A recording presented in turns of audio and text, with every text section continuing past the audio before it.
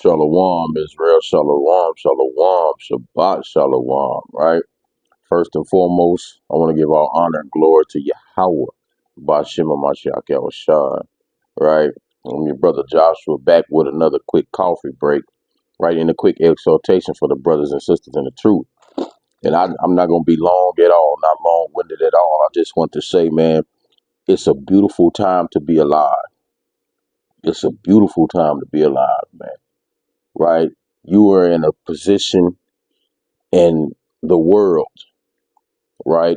In the day and the age of the world where you're starting to see the things that the Lord has pronounced many, many, many years ago, from the beginning all the way to the end, right? You are living in the time where the Lord is soon to come, right? You're living in the time to what was prophesied by the prophets of old, right? And by the Lord himself. You're living in a time where, hey, salvation is near for the Israelites, man. You black, Hispanic, and Native Americans. It's a beautiful time.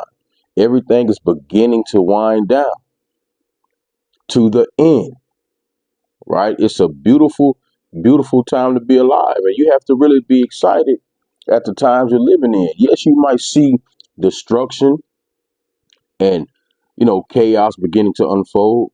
But what does that indicate? That indicates the freedom and the liberation for you so-called black, Hispanic, and Native Americans, who are the Israelites that the Bible speaks of. Your captivity is coming to an end in these last days. And you have to be excited about that because it has to get worse before it gets better, right? So let me kick it off real quick with 2nd Ezra chapter 14, really quick, right? This is the book of 2nd Ezra chapter 14 verse 10. It says, "For the world has lost its youth, and the times beginning to wax old. For the world is divided into 12 parts, and the 10th parts of it are gone already, but half of the 10th part, right?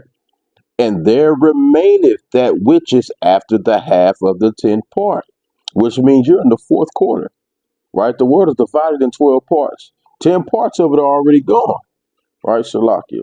10 parts of it are already gone, right? So you're in the fourth quarter right now. And it says, "Now therefore set thine house in order and reprove thy people. Comfort such of them that be in trouble, and now renounce corruption." Right? "Let go from the mortal thoughts and cast away the burdens of man. Put now off the weak nature and set aside the thoughts that are most heavy unto thee, and haste thee and flee from these times."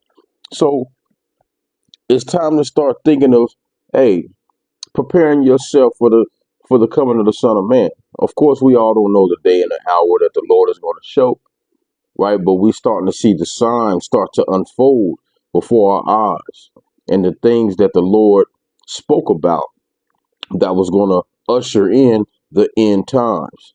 And it's a beautiful thing because you're alive and you're able to see these things. And many of our forefathers, they long to see these days. They long to see how the world was going to come to an end so the salvation can be returned to Israel, right? And let me get a precept real quick in the book of Acts, really quick, right? This is the book of Acts, right? Chapter 1 and verse 6, it says, "When they therefore were come together, they asked him, saying, Lord, wilt thou at this time restore again the kingdom to Israel?" Right? So they were asking the Lord, is this the time right now when you're speaking about restoring the kingdom to Israel, man? Is this the time that you was talking about coming, that you was going to give us that restoration and free Israel from the captivity and things of that nature? So he said, and he said unto them, "It is not for you to know the times or the seasons which the Father had put in his own power," right? So it wasn't for them at that disposition of time to know when the Lord was going to return the kingdom to Israel, man, right? But he said there's a time where You're going to begin to see the things that were spoken of in ancient days of how the end of the world was going to usher in. And the Lord said, your eyes are blessed because you see it. This is the generation that gets to see those things, man. Right? I'm going to get a precept. All right, let me see. Let's go to the book of Matthew. And it says, all right, let me go to Matthew chapter 24, verse 33. And it says, so likewise, ye, when ye shall see all these things, know that it is near, even at the door. Verily I say unto you, this generation shall not pass till all things be fulfilled. Heaven and earth shall pass away, but my word shall not pass away, right? So the Lord said, look, all these things have to come to pass. And it's going to be a generation that will not pass away until all these things are seen, man. And this is the last generation you're living in now. And your eyes are blessed to behold the things that are coming, man. You are the one that gets to be the partaker, Lord willing, if you're alive until that time comes, right?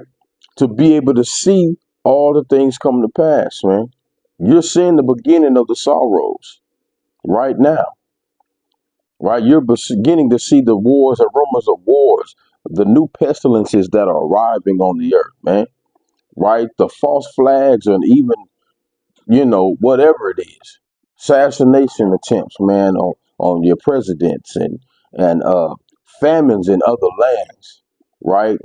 Wars, fighting, different types of storms, brutal storms that are taking lives, man, right? Earthquakes being, prepared for, things that are supposed to shake and change foundations.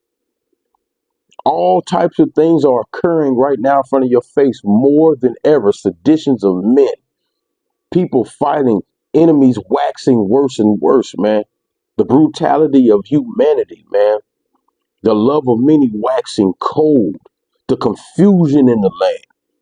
All these things are coming to a head and they're growing like a cancer. And these things are signs of the times, man. Right? But you're blessed to see those things, right? Let me get another precept real quick. The book of Luke, right? This is the book of Luke, chapter 10. And I'm going to start at verse number 21, and it reads, in that hour, Yahushua rejoiced in spirit and said, I thank thee, O Father, Lord of heaven and the earth, that thou hast hid these things from the wise and the prudent.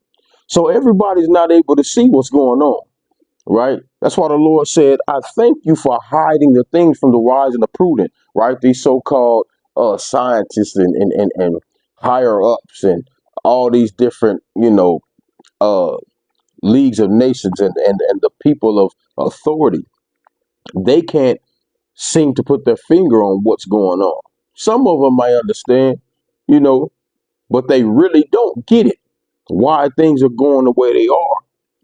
And it says, and it has been revealed unto babes. Even so, Father, for so it seemed good in thy sight. So the Lord is revealing all the secrets to his servants, man, the prophets, man, right? The Israelites. And it says, all things are delivered to me of the Father. And no man knoweth who the Son is but the Father, and who the Father is but the Son, and to he to whom the Son revealed him, right?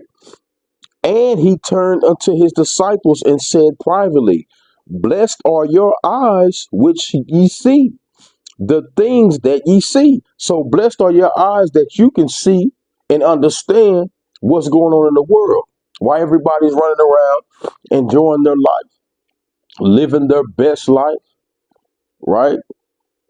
Doing whatever they want to do, same as the days of no work, right? Eating, drinking, marrying, giving into marriage, getting into their flesh, worried about all-star games and Olympics and who's going to be the rookie of the year and what's the new rap beef and who got unalive and this and that, all type of stuff, man. The worldly matters, man. Right? He says, blessed are your eyes which ye see the things that ye see. For I tell you that many prophets and kings have desired to see those things which you see and have not seen them, and to hear those things which you hear and have not heard them. So there's many, that were before you that desire to, be in that time to see the things that you get to see now. Right, just like the apostles asked, is this the time that you're going to restore the kingdom to heaven? It wasn't for them to see that, but you're living in this time where, hey, look, you get to see the things that the Lord spoke about, the wars, the rumors of wars, and everything going on right now. You're able to see that, so you should be excited to know that, hey, man, your deliverance is near. Right, the Lord is giving you a chance to be able to live in that time. Hey, to endure, Lord willing, through his grace and mercy, that you get to live in that time to be able to see the wars pop out and your enemies fall, right? And see the salvation of your people. But you must endure all these afflictions first, man. And you should be praying that you're counted worthy to do so, right? Let me get a precept. Let me stay in Luke. Go to chapter 21 real quick. And verse number 36, it says, watch ye therefore and pray always that ye may be counted worthy to escape all these things that shall come to pass and to stand before the Son of Man. So that's what you should be putting in your prayers is, look, allow me to stay in your graces, your love, Father, to continue to walk in your ways and be accounted worthy, right? To be able to see your coming again and receive that salvation by your hand. We have to endure all these things, right? Let me jump up real quick to verse number 28, and it says, and when these things begin to come to pass, then look up and lift up your heads, for your redemption draweth nigh. Right? The redemption draws nigh after you start seeing the wars, the rumors of wars, right? The destruction, men's hearts beginning to fail them for the fear of things that are coming, man. The massive uh death that's coming on the earth and all these crazy weather anomalies and things of that nature, man. You want to ask the Lord to, allow you to endure and to keep you, right? And continue to allow you to work to help build the kingdom, to usher in the end of the times, to prolong, to actually, better words, to build the kingdom in haste, right? That's what you should be having in your prayers. So therefore you can actually enter into your rest, right? And receive that everlasting peace.